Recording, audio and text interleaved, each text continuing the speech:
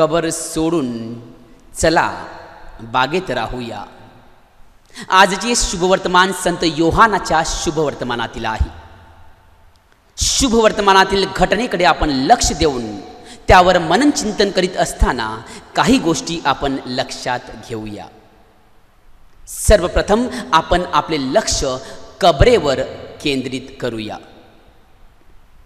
बायबलमधील योहानाच्या शुभवर्तमानात येशूच्या मरणापासून तर पुनरुत्थानापर्यंतच्या घटनेत कबर या शब्दाचा वापर जवळजवळ 9 वेळा केला गेला आहे. कबर ही मृतांची जागा आहे. जेव्हा जीवन संपते तेव्हा मृतदेहाचे दफन करण्याची जागा म्हणजे कबर. जेव्हा आपल्या प्रिय व्यक्तीचा मृत्यू होतो तेव्हा कदाचित मृत्यूनंतर लगेच काही काळ आपल्या मनाच्या दुखण्याचे ठिकाण बनते ही कबर. जेथे अंधार, संतपणा, दुःख, खंत आणि निराशा असते, ह्या ठिकाणी आपल्याला वारंवार जायची इच्छा होत नसते. कबरेला भेट देणे खूप वेदनादायक असते, कारण तेथे गेल्यावर आपण जीवनात हरवलेल्या व्यक्तींची आपल्याला आठवण ही कबर करून देते. कबर जिथे आशा मरते आणि गाढली जाते. कबर म्हणजे शेवट आहे, त्याचे भविष्य नाही, जिथे संधी नाही. कबरेजवळ जाणे खूप कठीण आणि वेदनादायक असते. तरीही मरिया मगदालिया, पेत्र व येशूचा अजून एक शिष्य ज्यावर त्याचे प्रेम होते, हे मात्र तेथे गेले. योहानाच्या शुभवर्तमानात या घटनेत बागेचाही उल्लेख 3 वेळा करण्यात आला आहे. बाग ही जागा कबरेच्या अगदी विरुद्ध आहे. बाग ही सुंदर, उल्हासदायक, प्रेरणादायक आणि आरामदायक असते. आपण आपले दुःख, कष्ट, वेदना यांचं निवारण करण्यासाठी बागेत जातो.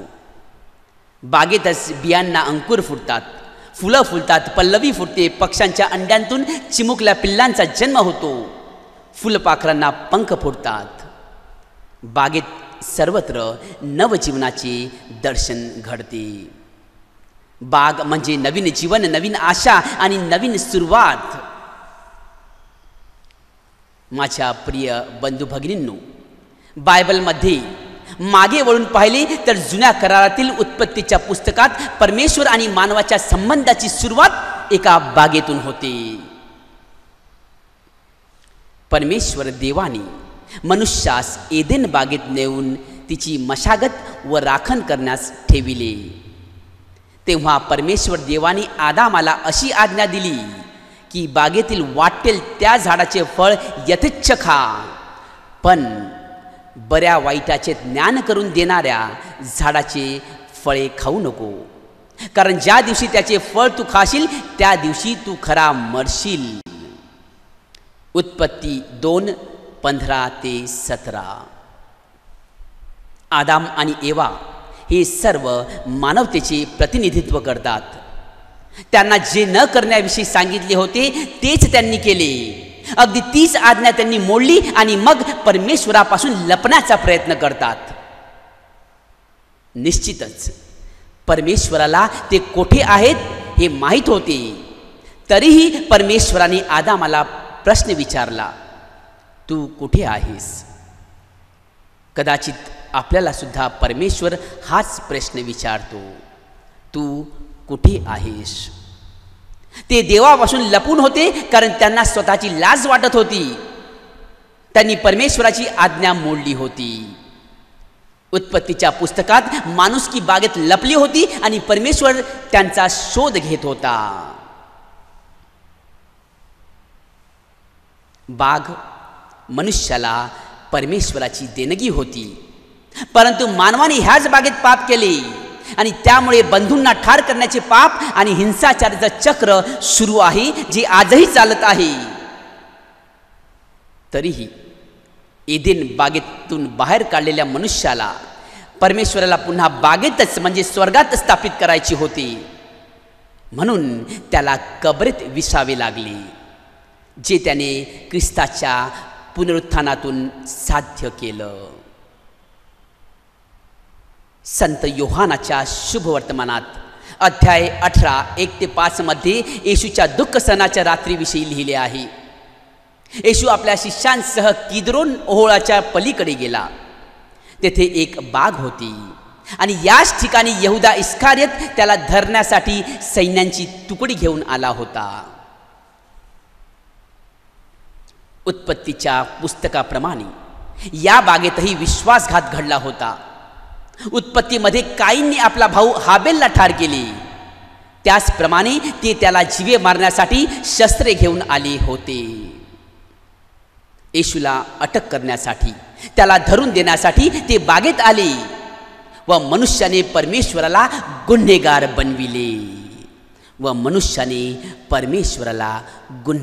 बनविले. पण या कथेचा शेवट इथे होत नाही. परमेश्वर व मनुष्य ह्यांच्यात अंतर निर्माण झाले, परंतु ते अंतर मिटविण्यासाठी परमेश्वराने परत बागच निवडली. कारण योहान 20 मध्ये आपल्याला सांगण्यात आलेल्या बागेत नवीन जीवन, नवीन आशा आणि नवीन सुरुवात आढळते.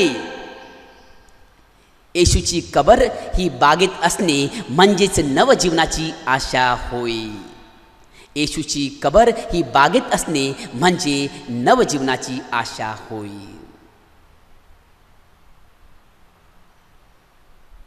याच अध्यायात मरिया मग्दालिया येशूचा शोध घेत कबरेपासून बागेपर्यंत गेली. ईस्टरच्या पहिल्या सकाळी मरिया मग्दालियाने बऱ्याच गोष्टी पाहिल्या ज्या पुनरुत्थानाची चिन्हे होत्या. ती एक रिकामी कबर पाहती, ती 2 देवदूतांना पाहती, ती त्यांच्याशी बोलते सुद्धा. शेवटी ती पुनरुत्थित येशूलाही पाहते. पण या सर्व गोष्टी पाहूनही तिचा पुनरुत्थानावर विश्वास बसत नाही. उघडी कबर आणि हरवलेला मृतदेह ह्या गोष्टी पाहून ती सर्वसामान्यपणे मानवी प्रतिक्रिया व्यक्त करते. ती गृहीत धरते की हे चोरीचे कृत्य असून ते शरीर घेऊन गेले आहेत.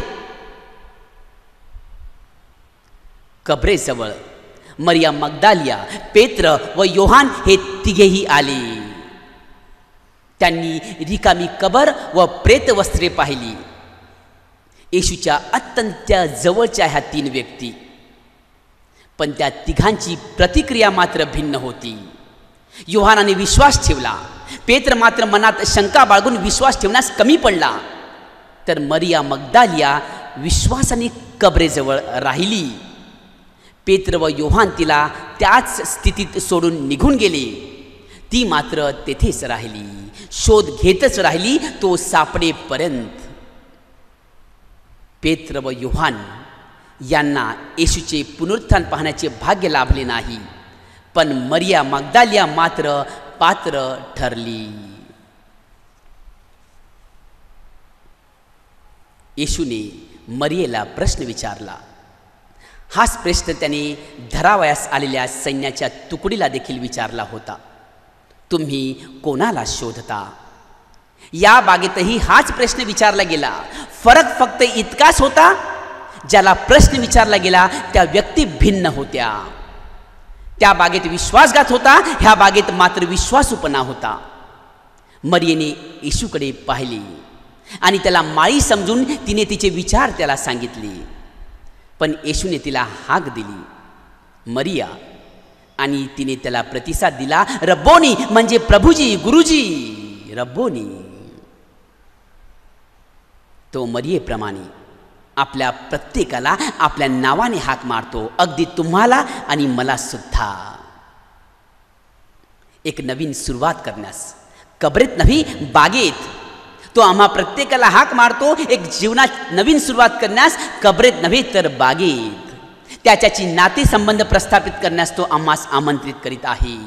त्याच्याशी नाते प्रस्थापित करण्यास मरिया मग्दालियाने जेव्हा येशूची हाक ऐकली व त्याला प्रतिसाद दिला, तेव्हा ती शिष्यांकडे गेली आणि म्हणाली, मी प्रभूला पाहिले. तिने त्यांना घडलेल्या सर्व गोष्टी सांगितल्या. येशूच्या पुनरुत्थानाद्वारे परमेश्वर आपल्याला कबरेपासून बागेकडे वळवतो, जिथे नवीन जीवन, नवीन आशा आणि नवीन सुरुवात उदयास येते आणि वाढते. जेणेकरून मरियेप्रमाणे आपणही म्हणू शकू, मी प्रभूला पाहिले. उपासकाळ पश्चाताप व तपश्चर्यावर भर देतो, तर पुनरुत्थान रविवार नवीन जीवनास महत्त्व देतो. जो मृत्यूपर्यंत तारणापर्यंतचा प्रवास आहे, हा आशेचा, विश्वासाचा व प्रेमाचा काळ आहे. परमेश्वराने स्वर्गाचे दरवाजे पुन्हा उघडले आणि अंधाराच्या साम्राज्यावर विजय मिळविला. शांतीचा राजपुत्र व अंधाराचा राजपुत्र हे आध्यात्मिक लढाईत गुंतल्यामुळे 3 दिवस अंधकाराने पृथ्वी व्यापली होती. परंतु आज आपण प्रकाशात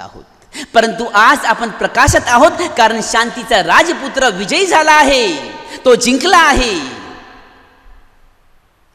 अंधारावर आणि मृत्यूवर त्याने विजय मिळवला आहे.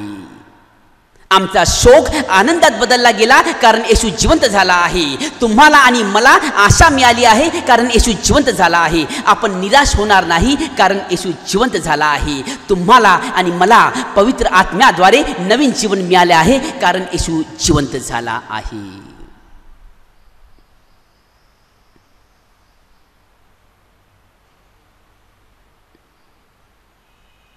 मरणाने त्याने मृत्यू नष्ट केला.